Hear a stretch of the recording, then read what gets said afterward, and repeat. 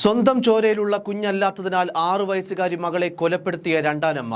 ഭാര്യയ്ക്ക് ബാധ കൂടിയതാണെന്ന് സംശയം പ്രകടിപ്പിക്കുന്ന ഭർത്താവ്.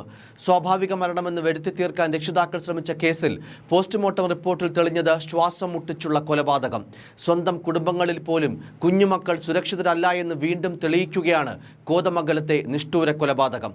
എന്തായാലും കോതമംഗലം നെല്ലിക്കുഴിയിൽ 6 വയസ്സുകാരിയെ രണ്ടാനമ്മ കൊലപ്പെടുത്തിയ കേസിൽ ദുർമന്ത്രവാദമെന്ന സംശയത്തിലാണ് അന്വേഷണ സംഘം.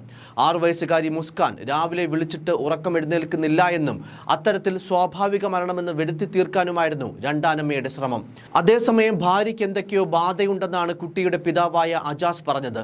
ദുർമന്ത്രവാദ സാധ്യതയെക്കുറിച്ച് അവ്യക്തമായ സംശയം നിലനിൽക്കുന്നുണ്ടെന്നും നിലവിൽ കേസിൽ ഒരു പ്രതി മാത്രമാണെന്നുമാണ് പോലീസ് നിഗമനം.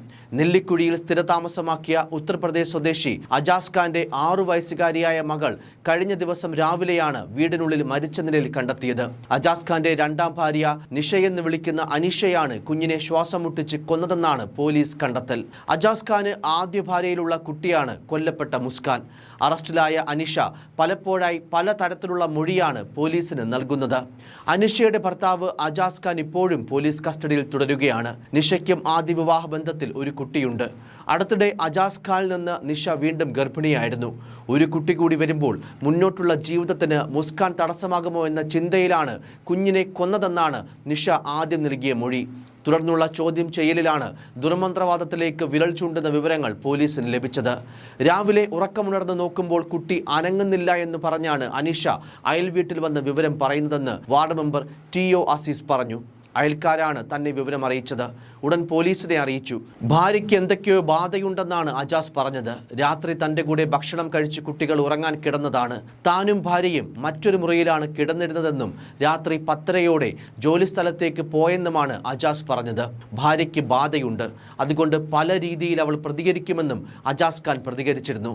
ആദ്യഘട്ടത്തിൽ പിതാവിന് കൊലപാതകത്തിൽ പങ്കുണ്ടെന്ന് സംശയിച്ചെങ്കിലും അജാസ് ഖാന് കൃത്യത്തിൽ പങ്കില്ലെന്നാണ് പോലീസിന്റെ ഇപ്പോഴത്തെ നിഗമനം.